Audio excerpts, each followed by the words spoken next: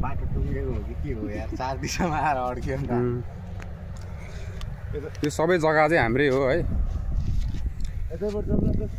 आज यसो आफ्नो जग्गा प्रपोज एयरप्लेन मगाउने हो र दाइ एयरप्लेन मगाम भनेको यार छोडिदिनु पैदल यात्री पनि हिँड्नु पर्यो नि त यार अब के गर्ने अब एयरप्लेनमा हिँड्दा हिँड्दा खुट्टाहरू बस्न थाल्यो यसो सवारी गरौँ हेरौँ कसले कति के काम गरेको छ होइन आफ्नै धानबारी धान झुलिराख अब म त यो सोचमा छु कि अब यत्रो धान गर्ने चाहिँ के धान अब बेच्नुपर्छ दाइ यार धान बेच्नु गरिबहरूलाई बाँड्दिए नि हुन्न र यार त्यही त धेरै नभए पनि 10 टन दिए पनि हुन्छ कि 10 टन गरिबलाई बाँडिदिउँ अब यस्तो अब अलिअलि बाँकी बचेको अनाथालयमा दान गरिदिउँला नि त हुँदैन किनकि अहिले अब यता अमेरिकाबाट त्यो चामल के अरे प्लास्टिकको चामल चलाएको के हेत तेरिका दाइ हाम्रो ओरिजिनल यो माल बिक्न अलिक गाह्रो भइरहेछ ए अब अहिलेको जनताहरूलाई सस्तो चाहिन्छ तर त्यसमा के छ कस्तो छ के बुझे छैन यो भनेको ओरिजिनल हो के यो हो तर अब देख्न सक्नुहुन्छ यो सबै इलाका चाहिँ हाम्रै हो हाम्रो दाइ सेट हुनुहुन्छ यहाँनिर यता अब हामी चाहिँ अब म्यानेजर हो म चाहिँ यता सेकेन्ड फर्स्ट म्यानेजर यता छ दाइ होइन अब हामी चाहिँ यसो हेर्दैछौँ खेत किसान कति भयो अनुसन्धान हान्दैछौँ तपाईँहरू पनि हाम्रो साथमा हेर्नु होला ल यो मेरै हो कि यो पनि यो बिल्डिङ नि हो यो छ नि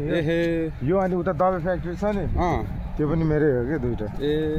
हो र अब म चाहिँ यहाँ के सोचेछु भन्दाखेरि अब धानको मार्केट चाहिँ चले आएन होइन अब यहाँ एउटा ठुलो फ्याक्ट्री बनाउने सोच गरेको छु के को फ्याक्ट्री बनाउनु दाइ अब यहाँ त्यो के अरे के भन्छ त्यो भाइको नाम के अरे त्यो चाउचो बनाउने भाइको नाम चौधरी ग्रुप सिजी विनोद चौधरी त्यसले मलाई आएर भन्दै थियो सर अब उता अलिक गाह्रो भइरहेको रहेछ अनि यसो जग्गा उसले मागिरहेको थियो कि मसँग चाहिँ अनि मैले चाहिँ त्यसमा के फाइदा हुन्छ भन्दाखेरि अब धान अब त्यति चले आएन यो धान होइन अब प्लास्टिकको धान प्लास्टिकको चामल अहिले आइरहेको नि त चाइनाबाट कताबाट आछ तारपरे इन्डियामै पनि कति फ्याक्ट्री खोलेको होला नि के थाहा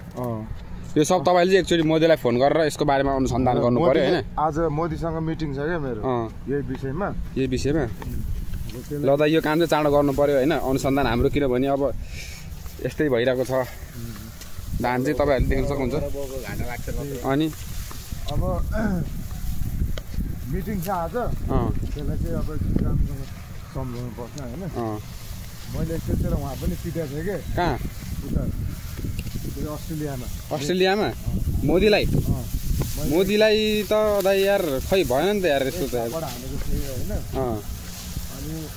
के भएर त्यो भाइ बोलेको छैन मसँग अलिक बोलेको छैन अहिले तपाईँसँग